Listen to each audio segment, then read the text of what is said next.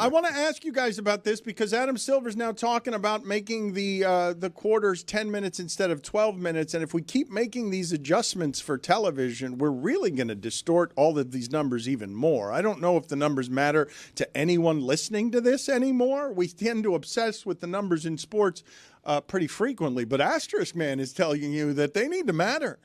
That you got to respect. Asterisk Man is here. Asterisk Man is here to tell you that you guys are bleeping with the numbers in a way that's not okay. I know you hate math, and I know that you occasionally, if you're Greg Cody, you don't want any more new information with your sports. Correct. None at all. You don't want to add any learning to your sports experience. I mean, Dan, I'm looking at the top 50 in three-pointers made right now. They're all guys that played in the 21st century. Oh, yeah, of course. There's an inherent asterisk with the eras. Yeah, like I think that's the thing. Unlike baseball, a sport that's very married to certain numbers, basketball is just basketball. Like Mike just pointed out, a great example is three-point shooting. Another one that I bring up is offensive rating. Did you know that like 45 of the top 50 best offenses of all time have happened since COVID? Like that's insane. Yeah. Where average teams in these last few years are among the top 50 of greatest all time. One of the great things about watching sports today is seeing how it distorts how dumb all the coaches were previously doing all of the math the incorrect way, like where it all on fourth down or throw the ball in the post for an inefficient shot. One of my favorite stats, I don't know where it is that you guys, what you guys have for favorite stats, but I'm pretty sure that Magic Johnson, his rookie season when he won the championship, I think that year he was either 0 for 16 from 3 or 1 for 16 from 3. Something totally absurd that he was able to play the game the way that we're no longer playing it.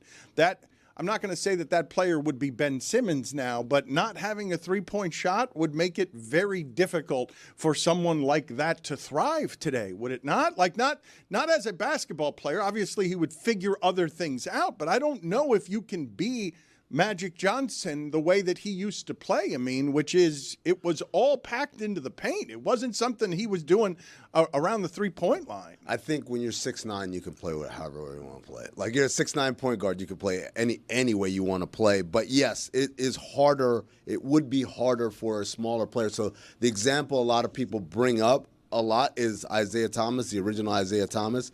That like, hey, this is a guy who shot 29% from three for his career, never shot higher than 31%. And that was 33.8%, which is awful by modern standards. He attempted less than a three-pointer a game for much of his career. Yes and no, because empirically I can look at Isaiah Thomas and say this is a guy who has all of the characteristics of someone who can shoot, right? The only reason he couldn't shoot threes was part of it is he didn't shoot threes. So many of those attempts that you're seeing are heaves and end of shot clock and not like true, I lined up and took this shot.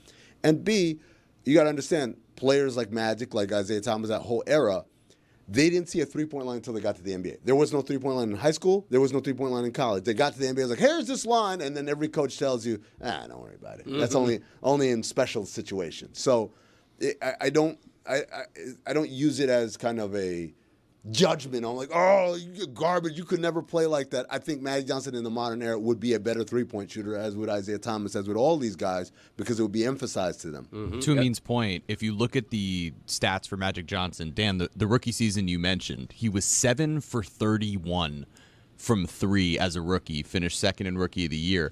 What's funny is that in his 4th season, he was 0 for 21 from 3 and finished 3rd in MVP voting. But by near the end of his career, in the 1989-90 season, he shot 38% from 3 on 276 attempts.